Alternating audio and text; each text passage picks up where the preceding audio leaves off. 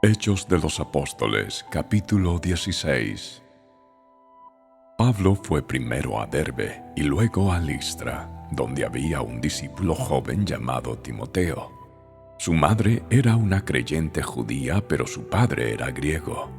Los creyentes de Listra e Iconio tenían un buen concepto de Timoteo, de modo que Pablo quiso que él los acompañara en el viaje. Por respeto a los judíos de la región, dispuso que Timoteo se circuncidara antes de salir, ya que todos sabían que su padre era griego. Luego fueron de ciudad en ciudad enseñando a los creyentes a que siguieran las decisiones tomadas por los apóstoles y los ancianos de Jerusalén. Así que las iglesias se fortalecían en su fe y el número de creyentes crecía cada día.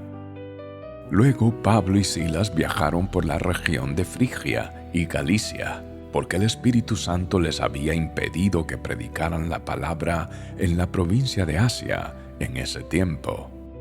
Luego, al llegar a los límites de Misia, se dirigieron al norte hacia la provincia de Bitinia, pero de nuevo el Espíritu de Jesús no les permitió ir allí, así que siguieron su viaje por Misia hasta el puerto de Troas. Esa noche Pablo tuvo una visión. Puesto de pie, un hombre de Macedonia, al norte de Grecia, le rogaba: «Ven aquí a Macedonia y ayúdanos». Entonces decidimos salir de inmediato hacia Macedonia, después de haber llegado a la conclusión de que Dios nos llamaba a predicar la buena noticia allí. Subimos a bordo de un barco en Troas. Navegamos directo a la isla de Samatrocia y, al día siguiente, desembarcamos en Neápolis. De allí llegamos a Filipos, una ciudad principal de ese distrito de Macedonia y una colonia romana, y nos quedamos allí varios días. El día de descanso nos alejamos un poco de la ciudad y fuimos a la orilla de un río, donde pensamos que la gente se reuniría para orar, y nos sentamos a hablar con unas mujeres que se habían congregado allí. Una de ellas era Lidia, de la ciudad de Tiatira, una comerciante de tela púrpura muy costosa, quien adoraba a Dios. Mientras nos escuchaba, el Señor abrió su corazón y aceptó lo que Pablo decía.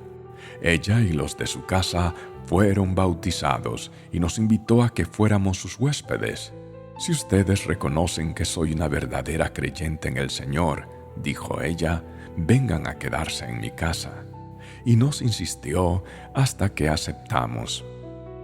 Cierto día, cuando íbamos al lugar de oración, nos encontramos con una joven esclava que tenía un espíritu que le permitía adivinar el futuro. Por medio de la adivinación ganaba mucho dinero para sus amos. Ella seguía a Pablo y también al resto de nosotros gritando: «Estos hombres son siervos del Altísimo y han venido para decirles cómo ser salvos». Esto mismo sucedió día tras día hasta que Pablo se exasperó de tal manera que se dio la vuelta y le dijo al demonio que estaba dentro de la joven: «Te ordeno en el nombre de Jesucristo que salgas de ella». Y al instante el demonio la dejó. Las esperanzas de sus amos de hacerse ricos ahora quedaron destruidas. Así que agarraron a Pablo y a Silas y los arrastraron hasta la plaza del mercado ante las autoridades. «Toda la ciudad está alborotada a causa de estos judíos», les gritaron a los funcionarios de la ciudad. «Enseñan costumbres que nosotros los romanos no podemos practicar porque son ilegales». Enseguida se formó una turba contra Pablo y Silas, y los funcionarios de la ciudad ordenaron que les quitaran la ropa y los golpearon con varas de madera. Los golpearon severamente y después los metieron en la cárcel. Le ordenaron al carcelero que se asegurara de que no escaparan. Así que el carcelero los puso en el calabozo de más adentro y les sujetó los pies en el cepo. Alrededor de la medianoche, Pablo y Silas estaban orando y cantando himnos a Dios, y los demás prisioneros escuchaban. De repente hubo un gran terremoto y la cárcel se sacudió hasta sus cimientos.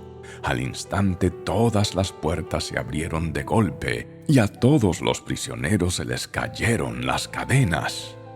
El carcelero se despertó y vio las puertas abiertas de par en par. Dio por sentado que los prisioneros se habían escapado, por lo que sacó su espada para matarse. Pero Pablo le gritó: «¡Detente! ¡No te mates! ¡Estamos todos aquí!». El carcelero pidió una luz y corrió al calabozo y cayó temblando ante Pablo y Silas. Después los sacó y les preguntó: «Señores, ¿qué debo hacer para ser salvo?». Ellos le contestaron: «Cree en el Señor Jesús y serás salvo, junto con todos los de tu casa». Y le presentaron la palabra del Señor tanto a él como a todos los que vivían en su casa. Aún a esa hora de la noche, el carcelero los atendió y les lavó las heridas. Enseguida, ellos lo bautizaron a él y a todos los de su casa. El carcelero los llevó adentro de su casa y les dio de comer, y tanto él como los de su casa se alegraron porque todos habían creído en Dios. A la mañana siguiente, los funcionarios de la ciudad mandaron a la policía para que le dijera al carcelero: «Suelta a esos hombres». Entonces el carcelero le dijo a Pablo: «Los funcionarios de la ciudad han dicho que tú y Silas quedan en libertad. Vayan en paz».